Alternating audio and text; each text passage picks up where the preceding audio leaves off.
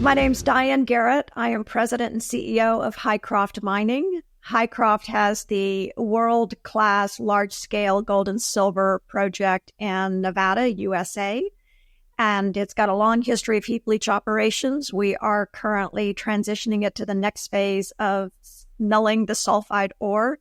And very recently, we've had a significant high-grade underground discovery, which is very exciting for our shareholders and potential new investors. Diane, thank you very much for joining us. I know you've been on the road for a while, but you're over there at Zurich at the moment. What's the mood like? The mood here is very bullish. We are hearing some wonderful keynote speakers by some very top talent in the commodity space saying that the prediction is that commodities are going to continue to rise. They're speculating gold at $2,500 to $3,000 and not too distant future. But commodities overall, including copper and all of that, will be very good just because the demand pent up. We're talking about a lot of central bank buying, so the mood has been extremely bullish here. Fantastic to hear. And gold 3,000 at last, eh? Let's talk about, you've been on this roadshow across Europe, been sort of talking to your investors and presumably new investors too. What are they asking? What do they feel they need to know from you? So when we had this underground high-grade discovery at Hycroft, it was a premise of how we approached Hycroft, which is very much like our former company, Rarecan, where we came into a project that had been a low-grade heap leach operation and turned it into one of the largest, highest-grade discoveries that our industry had seen in nearly a decade. And it propelled our shares from a market cap of $20 million to over $1.3 billion, and then we were subsequently acquired. We had at that time large institutional blue chip, long value investors in the precious metal space, and we are meeting with them again on the back of having duplicated that same premise that we did at Rarecan here at Hycroft. So Hycroft is one of the world's largest gold and silver systems, but it's low grade. And we've always believed there was more to Hycroft than just a low-grade deposit. And last November, we had a significant high-grade discovery. So they're very interested in learning more about that and looking and talking about an entry point into the company because they also believe that they need to be invested in good projects with good management and in the right jurisdictions for the next wave commodity cycle. Right. Okay. So obviously you're good for cash in terms of getting optionality about how you come about this. Now you've mentioned one of the activities that you're focused on now, which is sort of chasing some higher grade silver, which can perhaps change the economics. But we'll talk about that in a second. Let's remind people what you've got. It is low grade. So we're talking about the need for efficient engineering and processing. So do the current investors understand that and the fact that it works? Do the new conversations that you're having, do they need to be educated about that? And if so, what are you saying? So I think what you have with any company when you have a low-grade asset is, your margins are not as robust as obviously if you have higher grade. Also, we've got over 10 million ounces of gold and over 500 million ounces of silver in the existing resource, and is still open and can grow much larger. But at less than half a gram, it means that you need economies of scale. So you're talking about a plant that's upwards of 50, 60,000 tons a day. We can still process the ore and have good recoveries, but at those types of throughput rates, it's significantly high capital. And that is a bit of a challenge. And notwithstanding the fact that we've got high, all-time highs on gold and silver prices, but the fact that, we're not seeing still a lot of money flowing into the sector. And therefore, the challenge of a single asset company raising that high amount of capital to build that plant. So what has been particularly, so the market understands that, and we're finalizing the feasibility studies. But with this high-grade underground discovery, it now opens up an opportunity to build a smaller plant, lower capital, much lower capital, better economics, which means better cash flow up front, which means better return for our shareholders. And so that has really become the focus of a lot of the conversations we're having right now. Right, and we've seen that a lot. So large projects where people have looked at a sort of phased or staged approach to kind of reduce the capex. One yesterday went from 1.2 billion down to 300 million capex, because it gets them. It shows a route to market. It shows a process to start it. It's less efficient, but it gets the ball rolling, as it were. Can you? When do these economic studies or revised economic studies? When will they come out? Because I know you're doing a sort of drill program now, chasing this high grade silver that you sort of tapped into. How does that sort of information flow into the market with regards to the economics? What are you expecting? We are sort of on a dual track right now. Before we had this high grade discovery, which is just November of last year, so not that long ago, and we're still drilling it to define it better. But we had been on the path of a pre-feasibility study on the large resource. So that will still come out sometime in the second half of this year. We're finalizing the trade-off studies and finalizing the actual design of the flow sheet. So that information will still come out to the market. We will also have continued drill news on this high-grade underground. And once we finish this drill program, we would like to then generate a resource on the underground and then some preliminary assessment of what an underground starter mine would look like. And that we would hope to get out towards the end of the year as well. So this underground is new and certainly needs a little bit more work on the drilling. But we're seeing that this system is over 1,300 meters in strike in each direction. It's open, and it's open at depth. And we'll continue to do that work and then update some preliminary assessment towards the end of the year. Right. So you feel you've got time here, because I think as the next banker, I'd be looking to sort of see what the market's doing. I want to see sustained gold prices, trying to understand where the bottom is before I could enter into some conversation around financing. Do you reckon that something like this, the type of financing, the type of structure of the financing will be any different to what it was kind of pre-COVID days, in terms of the security, in terms of the assurances that banks or funders will be looking for? I think given that it's in the United States and that we're already permitted for heap leach and milling, and that Hycroft has a long successful history dating back to the 1980s of open pit heap leach operations, that our team has a very good track record of not only discovering projects, but constructing them and operating them. So I think the additional terms, I hear exactly what you're saying, because market conditions and sentiment and potential other issues with other projects certainly all factor in to the risk analysis that project lenders, have to assess before they invest. But I think there's a number of positives with the Hycroft and the location and its history being a brownfields project and already having permits in hand, that we're not anticipating, any sort of onerous terms outside of, I think it'll be traditional, typical project financing, even similar to pre-COVID. It depends. If we're seeing ourselves in a continued rising inflationary environment, then there may be some additional contingencies and buffers addressed just to make sure they've accounted for increases in cost, because that's been a big factor for a lot of projects, not only those that are in development, but those that are actually in operations today. Well, Dusty, tell me a little bit about yourself, your background, etc. You talk about having the right people, the right experience, and mine builders. So who's on the team? So we have our Chief Financial Officer, Stan Rideout, who was formerly Phelps Dodge and also was with our team at Ramarco. I think it's important to note that a lot of our team that had the big discovery at Ramarco have joined Hycroft Mining as well.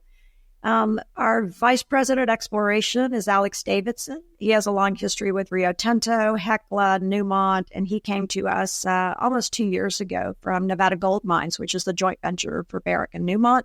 He was on the Newmont side, and he's an underground exploration geologist, so that is great for us with this underground discovery. We have Sean Stenson, who is our Chief Mine Planner, Scott McDaniel. This will be his 14th startup project. He heads all our technical studies. So we've got a significant technical team on site.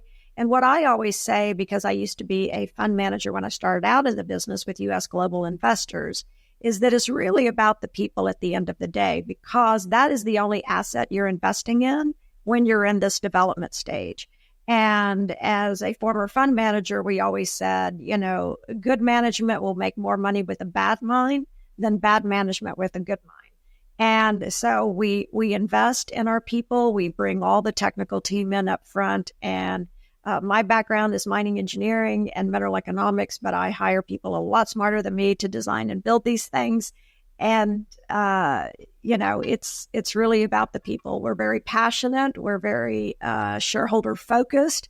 And it's a great, strong team with an outstanding culture and excellent safety record. We want to attract people that know that they're going to go home safe to their families every day. Okay, and tell me a little bit about. You mentioned you got the permits in place, etc.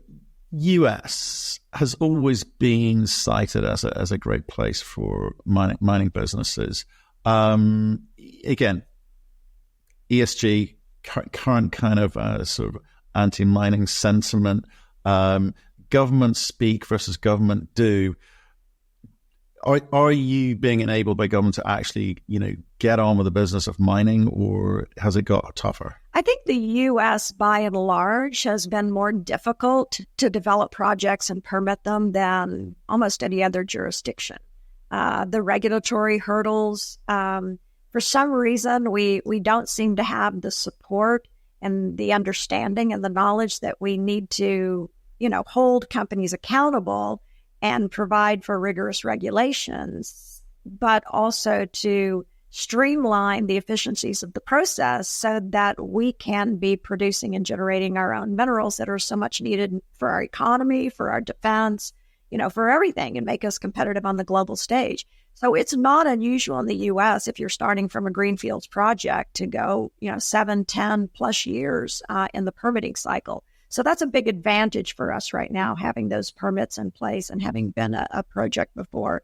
We do see in Nevada that, gambling is the number one revenue source, but followed very, very closely by mining. So it's a state that understands mining. It's a very fundamental part of their economy.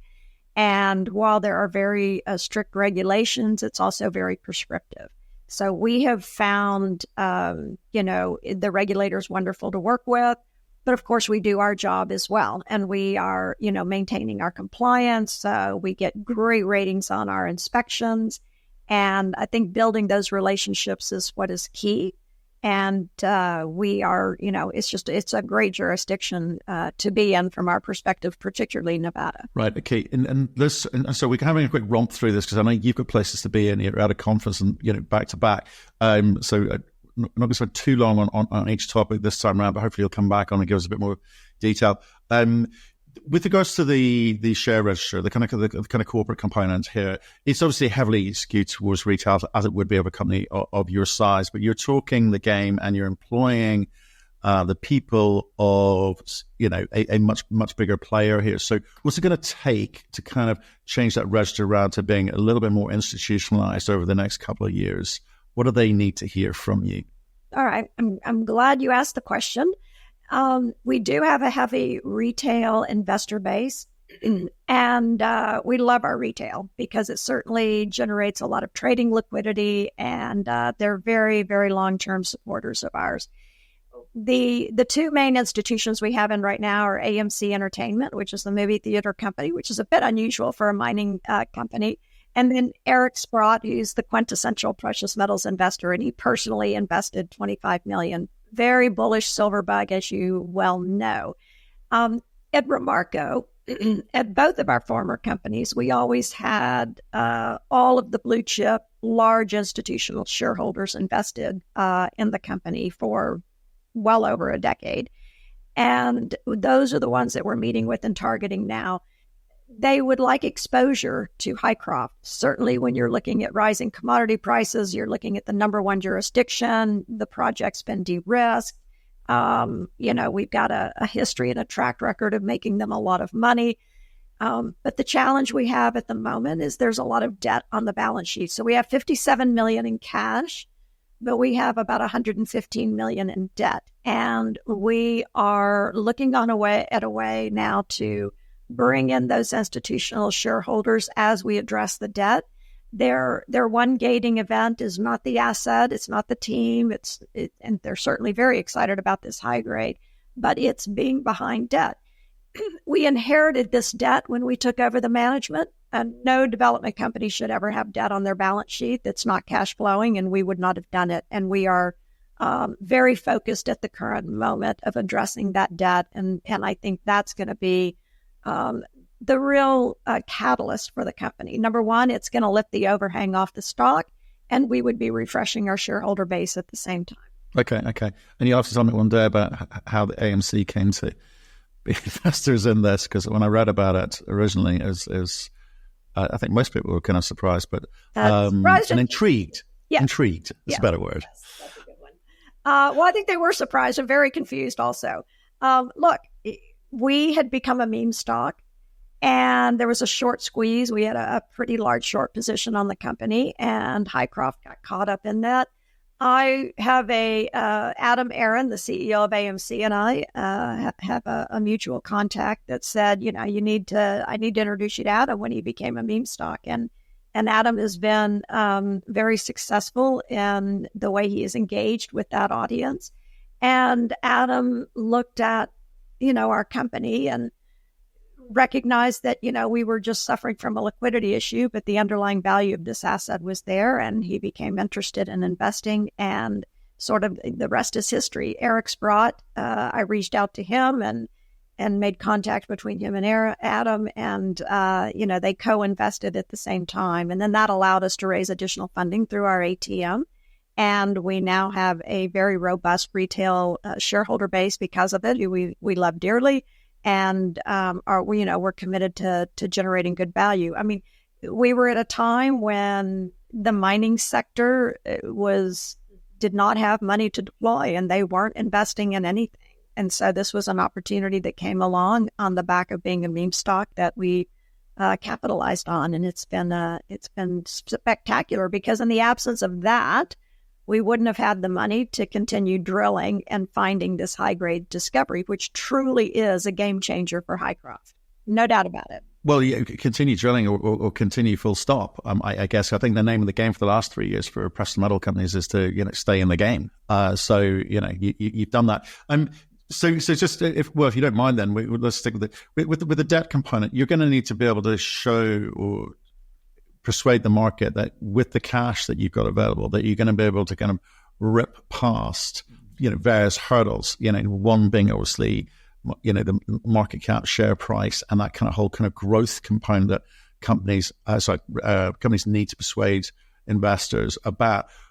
So therefore, I get the chasing the high grade silver, which can be a game changer. Is that the focus? Is that the only lever available to you in terms of that growth component? I don't think so, because, we have this high-grade silver discovery underground. This is predominantly a gold system. And what we know about these epithermal systems is the gold drops out first. So the high-grade gold feeder should be sitting somewhere below the silver.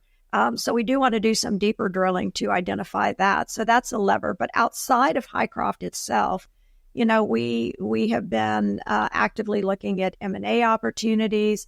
One of the big levers for Hycroft is we are looking at roasting now. Roasting because of our sulfur content, would generate a significant amount of sulfuric acid every year.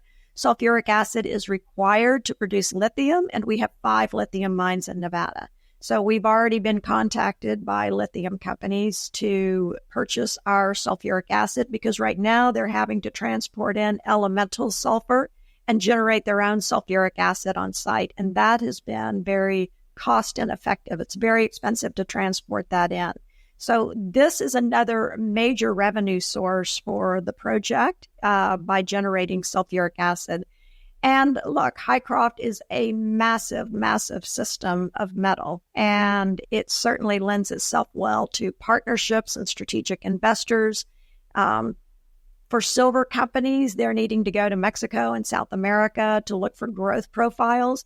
And now with this high-grade underground silver discovery, sitting in the U.S., because most mines in Nevada, with the exception of the Rochester mine that's operated by Coeur, they're gold projects.